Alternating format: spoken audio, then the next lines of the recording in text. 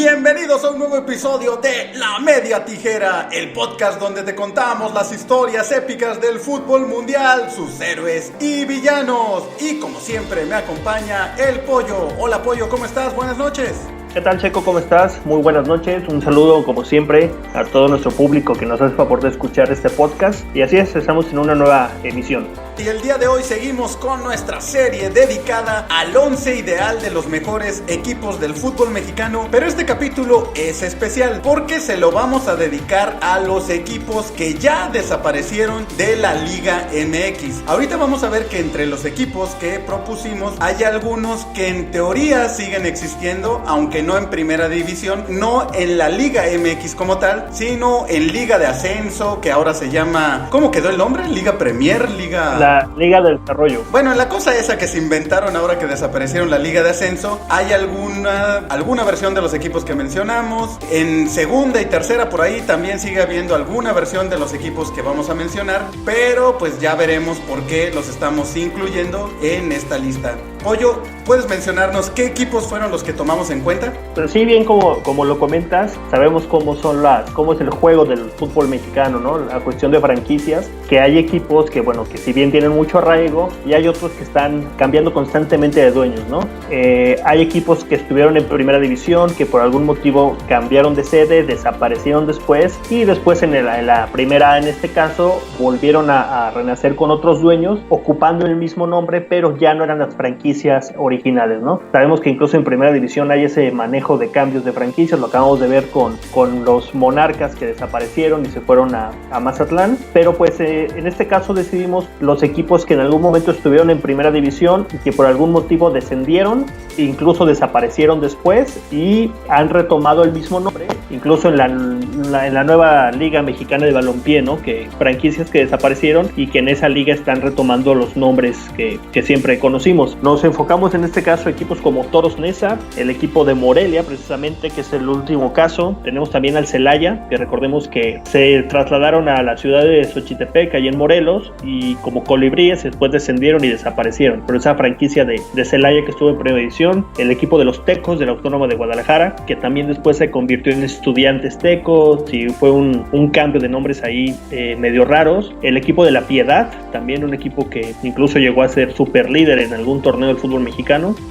Y el Veracruz, que también es de los casos que hace poco fue desafiliado y desapareció, y los Jaguares de Chiapas, ¿no? Que también sabemos que la franquicia después se mudó a Querétaro y se cambió el nombre a Gallos otra vez, un equipo que había desaparecido, etcétera, etcétera, ¿no? Entonces, este baile de franquicias por parte de los dueños de los equipos es lo que ahorita estamos tomando en cuenta, y si bien son muchos equipos y obviamente con muchos jugadores que han pasado por sus filas, sí nos enfocamos a hacer cada quien su once ideal, tomando en cuenta su actuación dentro del tiempo que estuvieron en la primera división. Así es, Pollo, como comentas, pues es que está muy raro esto de las franquicias, ¿no? Desgraciadamente, una de las peores cosas que tiene el fútbol mexicano es eso, ¿no? Porque ahora en la nueva liga de expansión ya también surgió un Atlético Morelia y retomaron el escudo tradicional, no el de Monarcas. Pero entonces, ¿cuál es el Morelia real? ¿El que se fue ahorita a Mazatlán? ¿O este Morelia nuevo? ¿O lo platicábamos hace un par de semanas, Pollo, cuando el Querétaro, los Gallos Blancos, en sus redes sociales celebraron los 70 años del equipo, pero ese equipo no tiene 70 años, o sea, serán 70, y nos preguntábamos, ¿70 años del fútbol en Querétaro? ¿O están tomando en cuenta Gallos Blancos, Atletas Campesinos? ¿Cuáles 70 años, no? ¿Cómo se miden las franquicias en el fútbol mexicano? Los Toros Neza de la Liga de Balompié Mexicano, esta nueva liga, pues solo el nombre, pero no tienen nada que ver con los Toros Neza que existieron en la primera división, o el mismo Celaya, que ahorita hay en Liga de Ascenso, Liga de Expansión, Liga de Desarrollo, como sea que se llame. Hay un Celaya, pero no es el Atlético Celaya de Butragueño, aunque retomaron el uniforme y trataron de hacer el escudo parecido al de aquel Atlético Celaya, pero no es el mismo equipo, pero se aprovechan como de la nostalgia y quieren utilizar como la historia, pero estrictamente hablando son otros equipos, ¿no? Tecos sigue existiendo, pero en Liga Premier, que es como tercera, ¿no? O sea, y ese sí es de los mismos dueños, pero el Tecos, Estudiantes Tecos, como bien comentabas, ya desapareció. Así que bueno, nos fuimos con como bien comenta Pollo, con esos equipos que tuvieron una trayectoria importante, incluso algunos, aunque fue corta, como en el caso del Celaya, pero tuvieron alguna temporada muy sobresaliente, llamaron nuestra atención y por eso quedaron en el 11. ¿Te parece si empezamos con el tuyo, Pollo? Con tu 11 de equipos mexicanos que desaparecieron. Pues precisamente yo, dentro de toda la baja de jugadores que pasaron por esos equipos, me resultó un poquito difícil por la gran cantidad de equipos que son y los jugadores que pasaron, ¿no? Yo dejé a varios que probablemente tendrían que estar, pero te voy a dar mis motivos de por qué los puse a estos 11, tomando en cuenta que hay algunos jugadores que pasaron por más de un equipo de los que estamos hablando, ¿no? Ya vamos a mencionar los casos, pero que incluso pasaron por 2 equipos de estos ya desaparecidos, ¿no? Yo iniciaría en la portería con Ángel David Comiso, portero argentino que tuvo una etapa en México, primero en Tigres, después regresó a Argentina, estuvo mucho tiempo jugando allá, fue contratado por el León y después de León pasó al equipo de Morelia, convirtiéndose en pues fueron pocos años los que estuvo Comiso defendiendo al equipo de Morelia, solamente fueron 69 partidos, entonces no es un portero que haya tenido mucho arraigo en el equipo, pero fue muy importante sobre todo para la consecución del único título que tiene Morelia, ¿no? En una tanda de penales contra el Toluca, que ya lo hemos platicado, un Toluca de historia de época, Comiso en la Bombonera se convirtió en el héroe y eso para mí lo hace especial, sabiendo que de otros equipos hay jugadores que tuvieron más arraigo, pero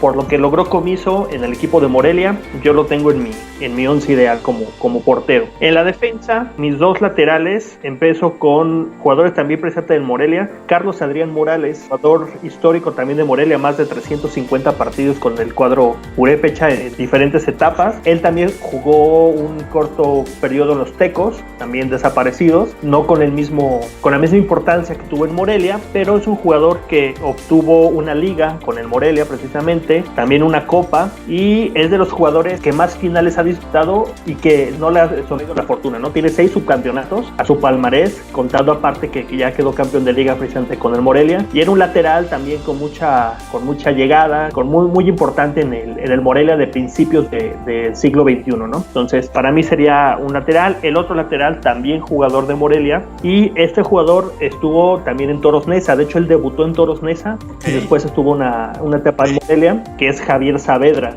Claro, sí. También un lateral derecho también con mucha llegada, tiene en su haber también subcampeonatos con Morelia, con Toros Neza, y de los jugadores que también nunca le sonrió la fortuna, ¿no? También con muchos subcampeonatos, con muchas finales perdidas, pero también un jugador bastante importante, sobre todo porque estuvo en 2 equipos ya de los desaparecidos. Estos 2 jugadores que mencionas, Pollo, ambos de trayectoria larguísima, pero como bien dices, quizás la fortuna, o no sé cómo llamarlo, nunca han sido figuras en sus equipos, pocas participaciones en selección, si es que han llegado a tener. Tuvieron ambos selección, sí. Pero cumplidores, ¿no? O sea, jugadores que son titulares, pero como que mediáticamente nunca han sido tan llamativos, ¿no? Así es, cumplidores al 100%, comprometidos es la palabra, ¿no? Más que cumplidores, comprometidos con el fútbol y en este caso con los equipos que representaron, ¿no? Si bien no son los únicos equipos en los que jugaron, porque tuvieron una amplia trayectoria, Saavedra es también de los jugadores con más partidos que ha tenido, por ejemplo, con Tigres, pero siento que tanto su etapa con Toros Neza, parte de aquel subcampeonato contra las Chivas en el 96, como con Morelia, fue un jugador bastante cumplidor, ¿no? Y de ahí paso a mis defensas centrales. Por un lado tengo a Darío Franco, jugador argentino, que incluso también tuvo una etapa como entrenador en México. Él llegó de Argentina, incluso había sido seleccionado nacional por su país, llegó al Atlas y de inmediato se adaptó al fútbol mexicano, pasó después a Morelia y parte también de aquel campeonato de Morelia contra Toluca, ¿no? 209 partidos y decíamos, el único título que tiene Morelia, él estuvo como partícipe importante, ¿no? Y el otro defensa que tengo, ya para dejar un poquito al cuadro de Morelia, a Iván Hurtado, jugador ecuatoriano. Sí. Que llegó al Celaya. Él llegó justamente en la segunda vuelta del torneo de la 95-96, un jugador muy joven que llegó al fútbol mexicano y de inmediato se afianzó en la saga de Celaya, y después tuvo un paso también con La Piedad, de los equipos ya decimos que desaparecieron.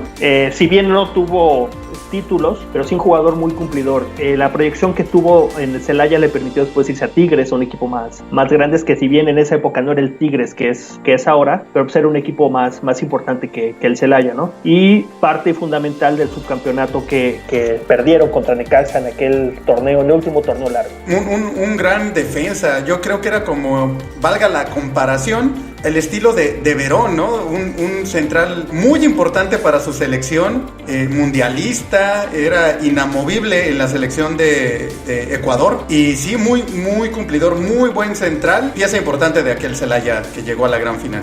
Y llegó él muy joven al fútbol mexicano realmente, y en su selección importantísimo, más de 160 partidos a nivel internacional con la selección de Ecuador. Entonces para mí es de los jugadores importantes en la defensa. Me imagino que vas a jugar entonces 4-3-3. Es un 4-3-3 que prácticamente es un 4-2-4, o sea, es un equipo muy ofensivo por la cantidad de buenos jugadores al frente de ataque, ¿no? Sí. Entonces sí, pues me costó trabajo por lo mismo, y te digo, siento que dejé a muchos jugadores que podrían ser más importantes, pero te voy a decir yo los que elegí y el motivo. En mi medio campo estaría José Antonio El Tato Noriega. En su etapa en Morelia llegó a ser de los mejores jugadores, no solamente del fútbol mexicano, sino a nivel continental, por la etapa en la que Morelia jugó una Copa Libertadores. Sí. Le fue muy bien previo al Mundial del 2002, y es algo que hemos platicado, ¿no? De las injusticias que no haya podido jugar el Mundial de Japón y Corea con la selección, porque estaba en su mejor momento el Tato Noriega. Era jugador importantísimo en su equipo, destacaba mucho y fue parte del proceso previo al Mundial, pero al final de cuentas el Vasco Aguirre se desencantó por otros jugadores y lo dejó fuera, ¿no? Entonces, pero en la época de Morelia también un título con el cuadro michoacano, más de 138 partidos en 2 etapas con el cuadro de Morelia, y por eso lo ubico ahí. Otro mediocampista, ya que estamos ya tirando toda la carne al asador, vámonos al PT. Antonio El Turco Mohamed. Claro, sí. Un argentino, que si bien decíamos también estuvo en varios equipos. En Toros Neza, que fue cuando llegó al fútbol mexicano, era un jugador diferente, ¿no? O sea, sobre todo para la época que se vivía, era un jugador totalmente diferente a lo que se veía. Desde su look, su corpulencia, su aspecto físico, no era un jugador delgado, habilidoso, sino era un jugador medio corpulento, con una técnica buenísima, y que de los jugadores que se echaban el equipo al hombro, ¿no? O sea, sin ese Turco Mohamed, ese Toros Neza no hubiera sido lo que fue, porque aparte le metía toda la cuestión en el vestidor, la cuestión pintoresca, que cuando se pintaban el cabello, él incluso, no sé si te acuerdas, hubo una época, TV Azteca los transmitía, los partidos de Toros Neza, y él se decoró el cabello y se pintó el logo de TV Azteca en el cabello, entonces era parte pintoresca y fue parte fundamental, ¿no? de ese cuadro de Toros Neza. Él también estuvo en Celaya, en la última etapa del Celaya, en primera división, entonces también de los jugadores que estuvo, y decimos, pasó por otros equipos, pero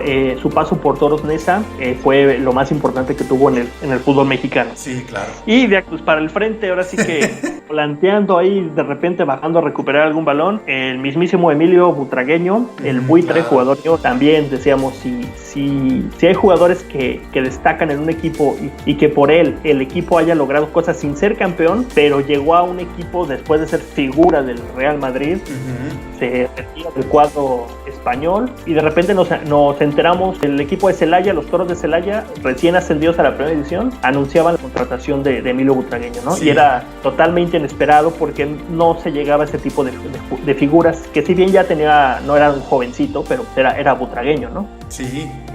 Y llegó a un equipo pues que venía de ascender, que no tenía figuras, que era un equipo que competía en la segunda división, pero le dio ese toque de diferencia para poder obtener, junto con muy buenos jugadores, el poder llegar a la final y perderla con el Necaxa. Pollo, no tenían ni estadio de primera. Cuando Celaya empieza a jugar en primera división, juegan sus primeros partidos de local en Querétaro, porque su estadio no cumplía con los requerimientos. Así de sorprendente era. Si la llegada de Ronaldinho al Querétaro sorprendió, lo de Butragueño era totalmente más fuera de orden. No lo podías creer, o sea, porque venía directo del Real Madrid. Como bien dices, no era un joven ya, pero venía en buen momento. Sí, no, y aparte algo chistoso, porque es de esos jugadores que llegan con cartel, que después de él vinieron varios. Hubo una etapa, sobre todo a finales de los 90s, que empezaron a llegar muchos jugadores veteranos de Europa, y los equipos buscaban repetir el éxito que tuvo Butragueño, porque además de ser un gran jugador, demostró todavía su valía, ¿no? O sea, el equipo inspirado por él, porque no decimos que él no hizo todo, pero él era la inspiración para ese equipo y hacía jugar a los jugadores que a lo mejor eran un poquito más limitados, pero los impulsó y, repito, llegaron hasta la final. En esa época llegó jugadores como Vaquero, llegó jugadores como Schuster, jugadores que venían ya veteranos, pero pues que no tuvieron el mismo impacto que tuvo Butragueño, ¿no? Incluso parte del contrato de Butragueño, no sé si te acuerdas, es que Celaya jugara partido contra el Real Madrid. Sí, y el hicieron Celaya una gira en España. Un partido vistoso sí. contra el Real Madrid de Valdano. Entonces era también medio raro ver un partido en España, el Real Madrid contra el Atlético Celaya, o sea, pero fue parte de eso, ¿no? De ese misticismo que significó Butragueño en el fútbol mexicano. Y digo, invariablemente él tiene que estar porque tiene que estar, ¿no? Sí. O sea, no es por ser butragueño, sino porque también rindió bastante en el cuadro cajetero. Exactamente. Y de aquí, repito, pues nadie defiende, porque tengo en la delantera a Salvador Cabañas, jugador de Chiapas. A ver, pero entonces, a ver, tú hace unos programas de onces me habías criticado que puse a Claudio Suárez en el 11 de Tigres, en el 11 regio, porque según tú eres un romántico del fútbol. Y Claudio Suárez es de Pumas. ¿Salvador Cabañas no estaba en tu 11 de americanistas? Así es. Entonces, y te voy a decir por qué. Y si no pensé que iba a ¿el romanticismo dónde quedó, pollo? No, te voy a explicar por qué. Porque Salvador Cabañas, en un equipo chico, que siempre fue un equipo chico como Chiapas, destacó muchísimo. O sea, no es lo mismo comparar la cantidad de jugadores que estuvieron en Tigres y en Pumas, que es una gran baraja de jugadores, a que hayan destacado en un equipo chico como Chiapas, ¿no? Jugaron incluso Copa Libertadores. Eso le dio también la proyección para y después ir al América, y sus números también en Chiapas son bastante buenos. Él también llegó muy joven, fueron 103 partidos, fue máximo goleador de un torneo, 59 goles en total. Entonces Salvador Cabañas es un jugador que sí destacó en un equipo muy chico, y eso le permitió después dar el salto, ¿no? O sea, no es lo mismo equiparar a equipos grandes con gran tradición o con grandes jugadores a que destaques en un equipo así y que después vayas a otro equipo y que destaques también, ¿no? Un equipo más grande como es el América. Entonces, por eso, y apelo a mi romanticismo, que sigue siendo... Pero ese es mi punto de vista, y ese es el que yo tengo a Salvador Cabañas. Ok, te la compro. Bien vendida, pues. Y tengo también a Marco Antonio el Fantasma Figueroa. Claro, sí. Máximo goleador en la historia del Morelia, el famosísimo jugador chileno, que también estuvo en 2 etapas en el cuadro Purépecha. Y también tuvo un torneo en el Celaya, también a finales de las últimas épocas del Celaya, que estuvo ahí el Fantasma Figueroa, máximo goleador del club, 130 goles con el cuadro de Morelia. Y también un jugador que me acuerdo mucho cuando regresó del fútbol de Chile, regresó a medio torneo, ya ves que se abría la ventana de invierno en los torneos largos. Casi le alcanza para ser campeón goleador, a pesar de que jugó medio torneo, metió una cantidad de goles importantes. Su festejo tan característico de ponerse la playera encima de la cabeza, marmeta, y era también el sello de él, y que además era un muy buen jugador. Entonces tengo al Fantasma Figueroa, que si bien no fue campeón, pero pues sus números y por lo que logró también a nivel personal está en mi 11. Y el único jugador que tengo del Veracruz, el argentino Jorge Comas. Sí, claro, él estuvo también a finales de los 80, principios de los 90. De hecho, fue campeón de goleo en 1990. Un título con el Veracruz de goleo, ya lo decíamos, y 72 goles en 178 partidos. Yo te voy a ser sincero, me acuerdo muy poco de él, pero sí era un goleador del puerto. Cuando ese equipo de Veracruz era dificilísimo meterse a la humedad del Pirata Fuente, porque además jugaban los partidos a mediodía, 2, 3 de la tarde. Entonces la humedad que había en la cancha del Veracruz era bastante pesada para los equipos rivales, el jugar a nivel de mar incluso. Y Jorge Comas era un jugador que estuvo marcando su buen momento con un equipo de Veracruz que también tuvo por ahí picos de rendimiento muy altos, y Jorge Comas era el delantero goleador, ¿no? Ese es mi 11, Checo, no sé cómo lo veas. Muy pocos mexicanos, mucho extranjero, y al frente de ataque, ¿no? Así es. Tu base es prácticamente el Morelia, ¿no? Tienes más jugadores que pasaron por Morelia. ¿Sabes por qué? Porque obviamente Toros Neza tuvo un breve espacio, Celaya igual, La Piedad igual, y Morelia pues realmente desde que era Morelia, después se convirtió en Monarcas, sí tuvo muchos jugadores y fueron muchos años los que tuvo hasta este torneo, ¿no? Entonces sí, la cantidad de buenos jugadores que pasaron por ahí, y dejé fuera, repito, a muchos, que por ahí seguramente tú has de tener, pero por lo mismo, yo creo que por el tiempo de permanencia del equipo en primera división, y porque sí, el Morelia tuvo muy buenos rendimientos en algunos torneos, con jugadores muy destacados. Entonces, pues sí, prácticamente tengo 6 jugadores que son de Morelia. Entonces, pues podría decir que es la base. Lo que pasa es que, a diferencia de prácticamente todos los equipos que tenemos, Morelia realmente se va por beneficio económico de los dueños, no porque esté en crisis, no porque desciende, no porque la plaza no sea buena o la gente no vaya a verlos. Es literal una decisión tomada por motivos económicos y porque le beneficia al dueño llevarse al equipo de ahí. A diferencia del Celaya, de Toros Neza, que empezaron a tener problemas económicos, empezaron a tener problemas de descenso, y entre estas dos cosas pues se juntaron y desaparecieron. Lo mismo con Jaguares, la mayoría, ¿no? Entonces sí, a Morelia literal mataron un equipo histórico y tradicional del fútbol mexicano por dinero. Entonces pues se entiende lo que comentas, Pollo. Y dejé fuera varios jugadores como que tenía pensado poner, como Roberto Palacios, que estuvo en Tecos y en Morelia. Incluso es Diego Coloto, también un muy buen central. Lo dirías de broma y no, pero el Cheto Leaño, un jugador que ha pasado por todos los puestos de un equipo, desde ser jugador, capitán, presidente, dueño, claro. Todo, obviamente por cuestión familiar, pero pues toda su vida en el cuadro de Tecos, que nunca fue destacadísimo, pero pues es jugador importante de aquellos Tecos.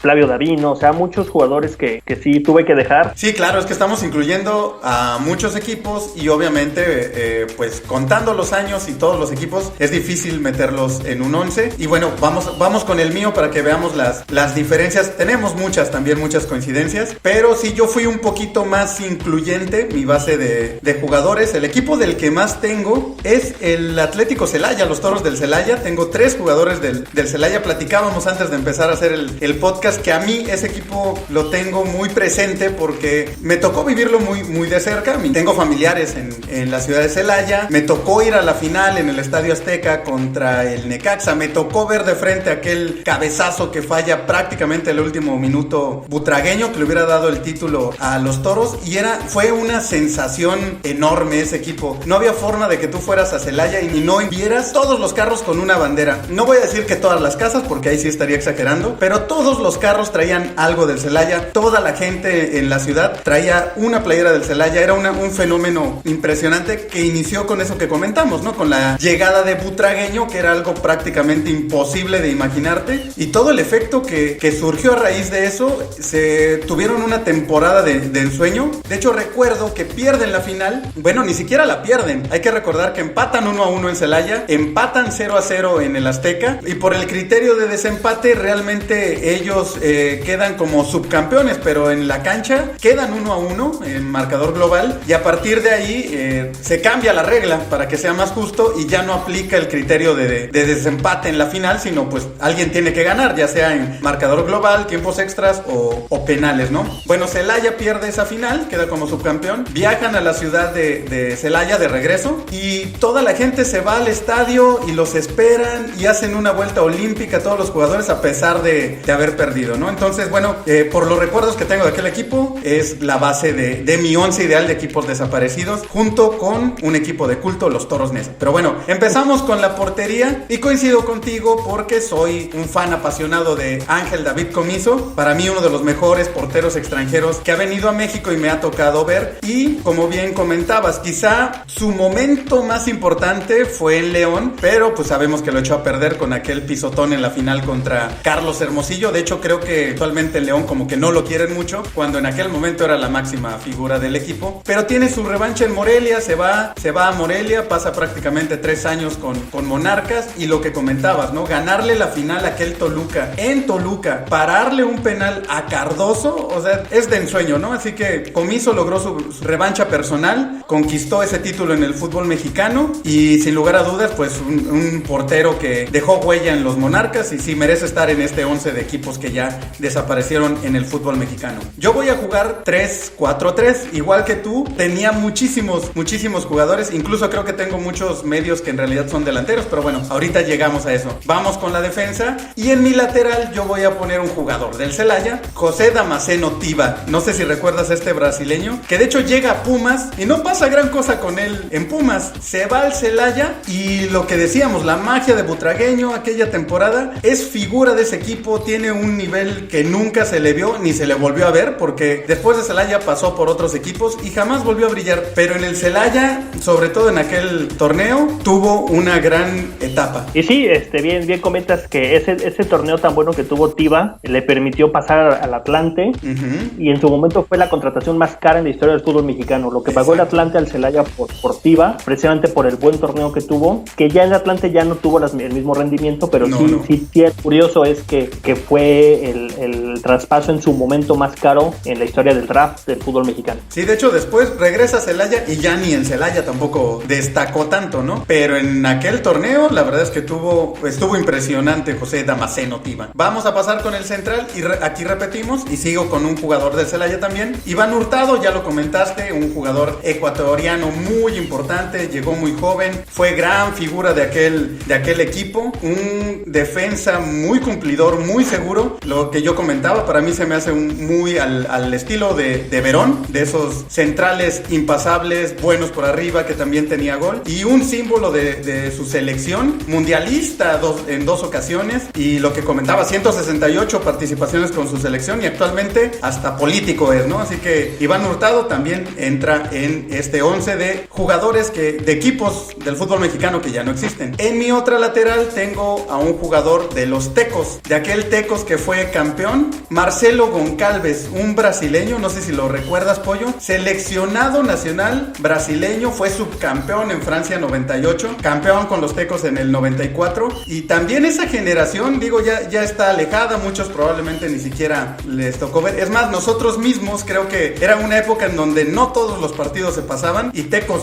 era uno de los equipos que no todos sus partidos se transmitían, entonces no vimos mucho de Tecos, pero aquel torneo con Vucetich al frente como entrenador, tenían un equipazo y ganaron aquel campeonato, y uno de los jugadores más importantes de esa generación fue Marcelo Goncalves. Pocas veces en México tenemos la posibilidad de que tengamos figuras brasileñas que incluso sean seleccionados, ¿no? Ahora sí pasamos a la media, como comentaba, yo voy a jugar 3-4-3 y empezamos ahora con un jugador de un equipo que para mí es el equipo de culto por excelencia del fútbol mexicano, los Toros Neza, el Pony Ruiz. El Pony Ruiz pasó por muchos equipos y quizá incluso más tiempo, por ejemplo, en Santos que en Toros Neza, pero esta generación, sin lugar a dudas, lo que platicábamos, tan pintoresca, que tanto llamó pocos equipos han dejado tan buena memoria en el fútbol mexicano como los Toros Neza, y en gran parte fue por el Pony Ruiz, ¿no? Que estuvo 3 años con ellos. Imagínate qué tan importante era el Pony Ruiz, que durante 8 torneos fue el máximo asistente o asistidor del fútbol mexicano, ¿no? Un tipo que siempre profesional en todos los equipos, muy entregado, y en Toros Neza yo creo que una de las anécdotas que más se recuerdan es aquella bronca contra la selección de Jamaica, donde lo noquean, llega un jamaiquino por atrás, le suelta un golpe y de repente él cae cuando ni siquiera se estaba metiendo a los golpes, ¿no? Pero el buen Pony Ruiz queda en mi 11 ideal de jugadores de equipos que ya no existen. Seguimos en la media y yo voy ahora a poner otro jugador que bien podría ser delantero o era delantero, pero lo ponemos como volante, ¿no? En porque está saturado. Como bien dices, Pollo, aquí nadie defiende, todos atacan. Jackson Martínez de los Jaguares de Chiapas. Este colombiano tuvo una gran participación, sobre todo en aquel torneo que tú mencionaste de la Libertadores. Él fue una de las figuras, junto con Salvador Cabañas, para que Chiapas llegara hasta cuartos de final de una Libertadores, ¿no? ¿Quién iba a pensar que un equipo, como dices, chico, porque realmente nunca pasó nada con los Jaguares, pues bueno, tuviera el tino de traer buenos jugadores como fue Cabañas, como fue Jackson Martínez? Es más, Jackson Martínez de Chiapas brinca a Europa, se va al Porto. Así de importante y de buena fue su participación con el cuadro chiapaneco. Seguimos en la media y ahora sí vamos a repetir. El Turco Mohamed, por supuesto, no puede faltar. La figura de aquellos Toros Neza, el líder de aquellos Toros Toros Neza. Lo que comentabas, Pollo, un tipo que toda su carrera fue muy llamativo en el look, en su forma de jugar, en su físico. Un tipo que cuando prohibían usar licras, él usaba licras y aparte las usaba rosas. O sea, hacía que se notara que él traía licras. Cuando llegó a México traía el cabello largo, después, bueno, se lo rapó. Lo que comentas que se lo pintó con el logo de TV Azteca. Invitaba a su equipo a que, bueno, ahora vamos a usar máscaras y ahora vamos a pintarnos la cabeza. Mil locuras y todos lo seguían y él respondía en la cancha. Él podía hacer todo ese tipo de locuras porque en la cancha cumplía, era espectacular, hacía goles. Entonces no le podía reclamar que usara licras rosas, que estuviera gordo, nada. Mohamed cumplía en la cancha. Pasamos con Butragueño y bueno, ya prácticamente hablamos todo lo que había que hablar del gran buitre. Un fenómeno, una locura que llegara a Celaya. Lo que comentas, muchos equipos lo trataron de imitar, pero la verdad es que no lo pudieron hacer. Tuvo un gran torneo, el primero cuando llegan a la final contra el Necaxa, y juega 2 torneos más en México. Ya no les va tan bien a los Toros de Celaya, incluso gracias a que Butragueño estaba en Celaya. Viene Michel y Hugo Sánchez, ¿no? Vuelven a juntar a esos 3 jugadores del Real Madrid en el Celaya, aunque claro, obviamente no tuvieron el efecto, ni los torneos, ni las glorias que vivieron en Madrid, pero Emilio Butragueño hizo en gran medida que el fútbol mexicano lo voltearan a ver en Europa, ¿no? Y que llegaran esos jugadores que mencionas al fútbol mexicano, sin lugar a dudas fue gracias al gran Butragueño. Vamos a la delantera. Aquí tenemos dos jugadores igual que vamos a repetir. El Fantasma Figueroa, lo que comentaste, el histórico de Morelia, quizá la más grande figura, yo creo que como jugador, probablemente la más grande figura del Morelia, junto a la Tota Carvajal como entrenador, ¿no? Que también un símbolo de este equipo, y pues el máximo goleador del equipo. 2 veces estuvo con los Ates, antes Canarios, después Monarcas, y lo que comentabas, hubo una temporada en que a pesar de solo jugar medio torneo, casi termina como campeón de goleo, ¿no? Jorge Comas de Veracruz, también lo comentas, él venía de Boca Juniors y de ser figura del Boca Juniors, y algo raro que ya no pasa tanto en el fútbol mexicano. Tú hablabas de eso, Veracruz no era un equipo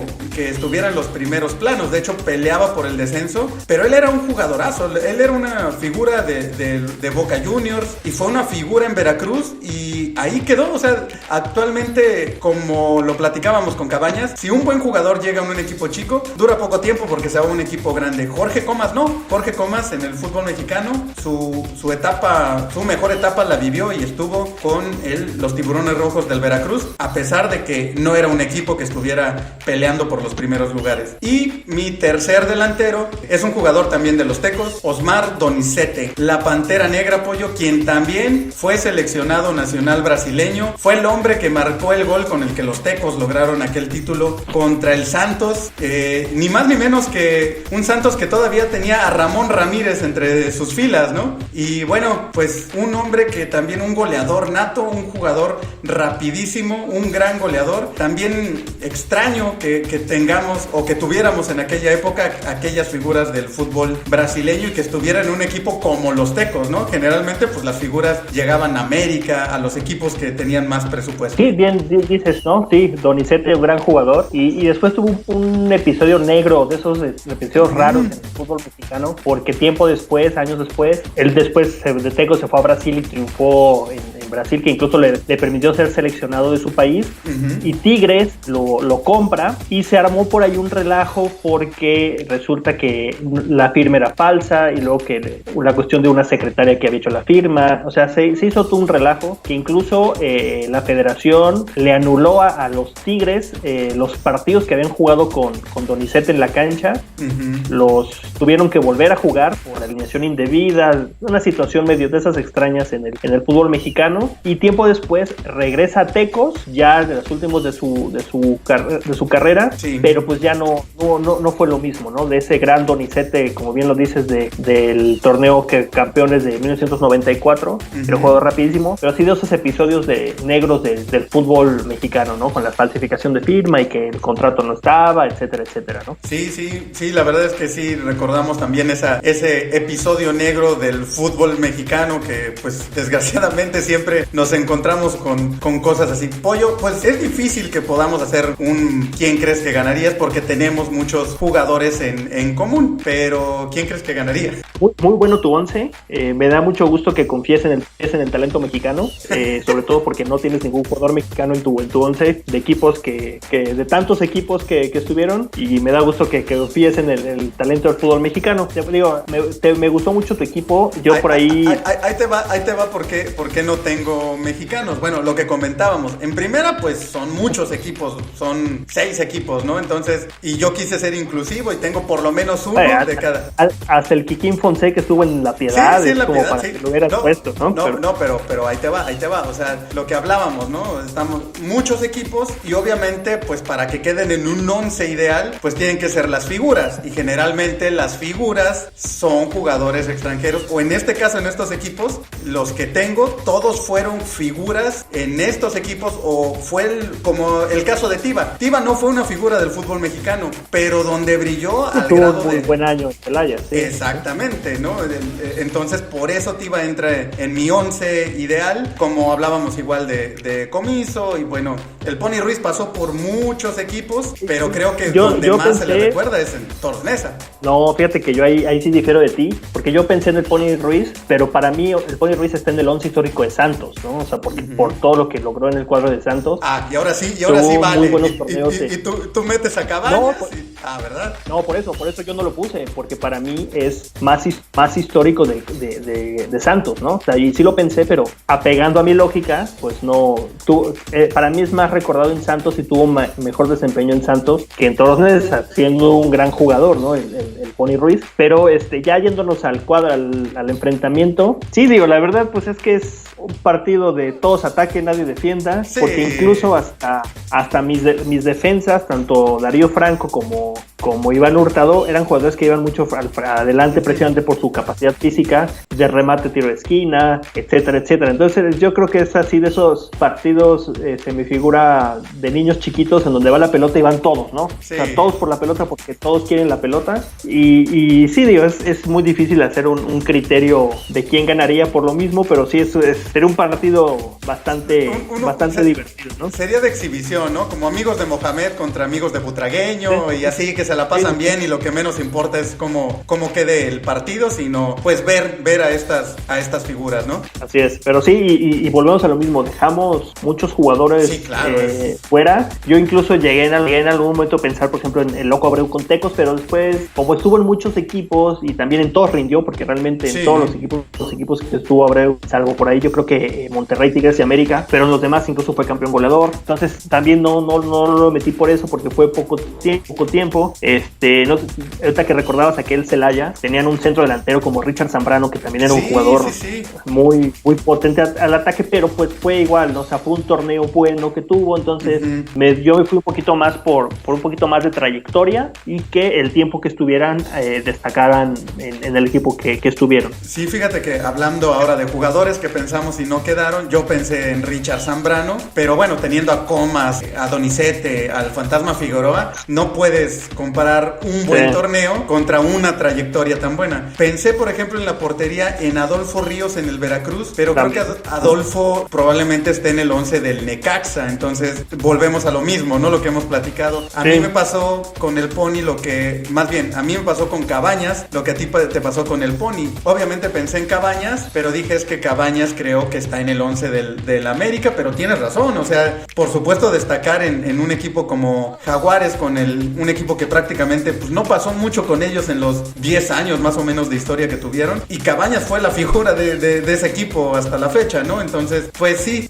de repente es medio difícil escoger, pero creo que en general hicimos buen trabajo. Pero bueno, vamos a ver qué opina la gente, ellos quiénes piensan que están o deberían de estar, o de quién más se acuerdan, ¿no? Quién hizo falta, quién se nos olvidó mencionar, porque probablemente quienes hayan sido o sean aficionados a alguno de estos equipos que desgraciadamente ya no existen, pues tengan mejores recuerdos o se acuerden en particular de algún jugador que a nosotros se nos pudo escapar, ¿no? Y sí, bien lo comentas. Por ejemplo, el máximo jugador de la historia, el máximo ídolo del Veracruz es el Pirata Fuente, pero es un jugador que yo no vi jugar, que realmente no tengo una referencia. Sé que fue muy bueno en su época, destacadísimo, pero pues yo en lo personal me fui más por lo que yo vi, o sea, realmente por los equipos que me tocó ver y por los jugadores que me tocó ver, pero sí, o sea, dejamos fuera muchos y yo siento que hasta se podría armar otro 11 con jugadores totalmente diferentes, que también sería un equipo bastante competitivo, ¿no? Así es,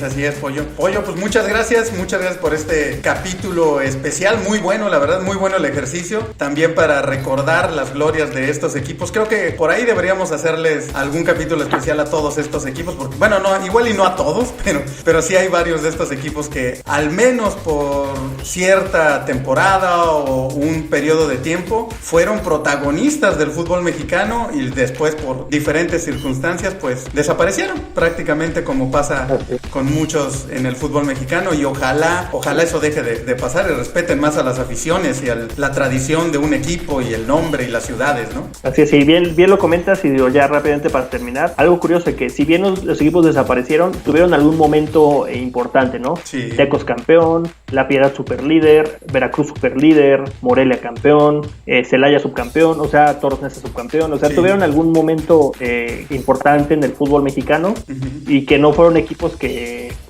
ahí quedaron, ¿no? Chiapas también superlíder, o sea, fueron momentos importantes que tuvieron los equipos en la corta o larga estadía ya de estos equipos que ya no están en el máximo circuito. Pues bueno, Pollo, así como este episodio especial dedicado a equipos que ya no existen en el fútbol mexicano y su 11 ideal o su 11 histórico, ¿qué te parece si hacemos, ya que mencionaste al Tato Noriega y lo pusiste en tu 11 ideal y por supuesto platicaste que fue una injusticia que no fuera al mundial, hagamos una selección o un 11 ideal de jugadores mexicanos que por alguna razón no llegaron al mundial, pero que pudieron o debieron haber estado en alguna cita mundialista? ¿Qué te parece? ¿Crees que se puede armar? Perfecto, ¿Crees que podemos Checo. sacar 11 de una 11 selección? jugadores, sí. Perfecto, Checo. Muchas gracias a todos, y dejen sus comentarios para ver qué les gustaría escuchar en este podcast. Gracias a ti, Pollo, y nos vemos la próxima semana. Ve preparando tu 11 de mexicanos que no llegaron a un mundial. Vamos a ver qué selección vas a armar. Esto fue el podcast de La Media Tijera. Recuerda seguirnos en todas nuestras plataformas. En Facebook e Instagram nos encuentras como La Media Tijera, Twitter @tijeramedia, y en las diferentes plataformas de podcast: Spreaker, Apple Podcast, Google Podcast, SoundCloud. También nos puedes escuchar en nuestro canal de YouTube. Suscríbete y activa la campanita. La Media Tijera es un podcast hecho por todos y para todos. Nos escuchamos en la próxima.